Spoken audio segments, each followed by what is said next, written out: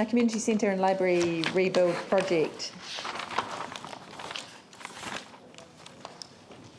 Right, this has gone, where's this actually coming from? It was passed by. Hello. Hi, Joe Moses, Matt Cummins. Yes. Matt's project manager. Yep. This is a seeking to confirm a couple of resolutions that have been sitting on the table for some time, and we spoke with the Chief Executive around bringing them back here. They were on the table at the time because we didn't have funding confirmed. As you're aware, Council have confirmed money for this project, so what we're really looking for today is for just cleaning out the last two there, which are confirmation of option 2, which the community and the community board support, and also then the second one at 6.2, allowing us to get on and start a wider consultation exercise and really just get on with the project. Cool. Paul. I just want to move the staff recommendation minus 6.1. The reason for that being is that the deputation came in support of getting the money on the budget, not actually option 2. The option 2 was a way of actually facilitating how much we need to spend to get something that was going to resemble close to what they want. But we've got a joint working party being set up. The first meeting is on the 23rd of this month, and the community will come together and actually have a look at it and see what. So what do you want to actually move, Paul? So Sorry? just remove 6.1 and leave in 6.2, and I'll actually move that motion. Are you guys okay with that? Yes, we could live with that. I think probably when we go out to the community, we need to set some parameters, and I think having the library on the ground floor is a set parameter. But pretty much everything else, I'm really looking forward to sitting with the joint working group and discussing those things. So yep, that's okay.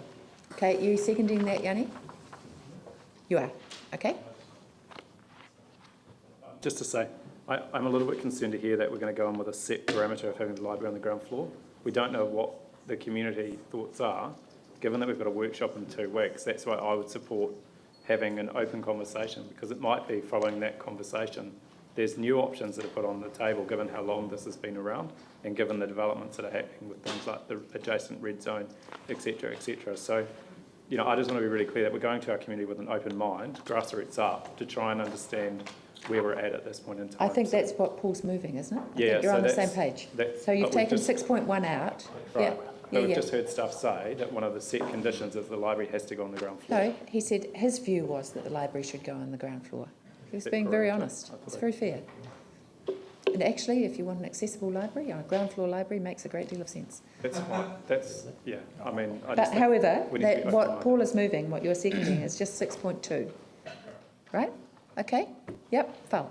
I can support this as long as it is open, and I'd just like, for example, the earlier surveys showed that less than 40% of people said they'd go to or use the museum, and yet it looks like that so far that is included in what will be consulted on.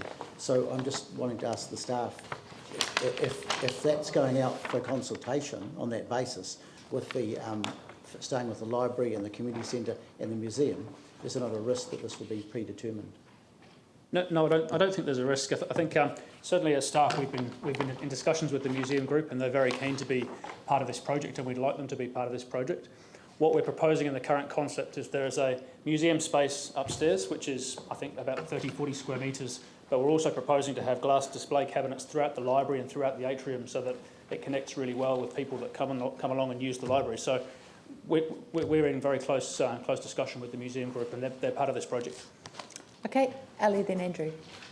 I just had a question around the purchase of the land for the pocket park, because I believe that's at a cost of around $1 million. For the pocket park? No, the pocket park is on the site that council already owns. The purchase of land for $1 million is for car parking. Right. So we don't know yet how many car parks are going to be required for this project. We've commissioned an independent traffic assessment which is required for the resource consent, and that should give us an idea. It'll take into account cycle parking, where the buses run, all of those good things, and then we'll have a bit of an idea as to how much land we need for car parking. Could you use land though that is put aside for the pocket park for parking? The reason I ask is I see that the number of people who would use a pocket park is 30%. Yeah, absolutely. The pocket park is something that we would like to include, and we've had some good feedback on it. But there are people in the community that don't wish to have a pocket park as well. So it's something that I think will be high on the agenda for the joint working group to discuss. I think some of the space that we're showing in the plan at the back of the pocket park is really important for mobility parks, which we have to provide on site. So that could I be. guess the reason extended. I'm asking is there a trade-off for the $1 million, which I still can't get my head around, to buy land for car parking? Yeah. $1 million for that, when you could use what could be used for the pocket park for the car parking? I mean, is there a trade-off there? Possibly, but until we know how many car parks are required, and I mean, you can pick any number, and I'm not sure what that will be, but I don't think the space which is currently allocated to the pocket park will be enough to provide full car parking for the site. Okay. Yeah. I had Andrew next. I realise that 6.1 is taken out, but it does concern me that we would be proposing a preferred conceptual design before the joint working group has actually met. We need to take a grassroots up approach to these sort of projects. I opened Albion Square in Littleton on Saturday, and that in my world was a perfect example of community involvement in a council-led project, or maybe even council involvement in a community-led project. And I think sometimes we need to turn our thinking on its head and allow a grassroots up approach to be the way forward, working with communities and doing with rather than doing to. And I think, where we've got projects that have run successfully, like Albion Square, it's one of the few council projects I've been involved with that I've heard, I would go as far as to say, no negativity, supported by the community, and there was a very honest and open two-way conversation between the community and council staff in a way that came to some very honest realisations about, firstly, what the community wanted, but then secondly, what was achievable within budget and so on. And I think we need to look at where we've worked well and think of those sort of projects as exemplars where we can replicate that kind of behaviour. So I certainly am happy to have 6.1 gone from there, and I think there just needs to be an open space where the community can have a conversation about what they actually want, which is informed by good quality staff advice and informed technical opinion, and I don't want to undermine that in any way, but there just needs to be a good informed conversation based on a concept of doing with the community rather than doing to the community. Okay, is there any other new points that need to be made, or can we vote on this now? Cool.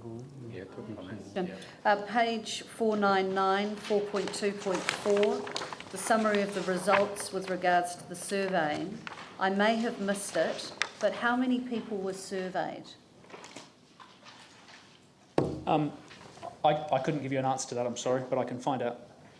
Those figures are impressive. However, if 3 people were surveyed...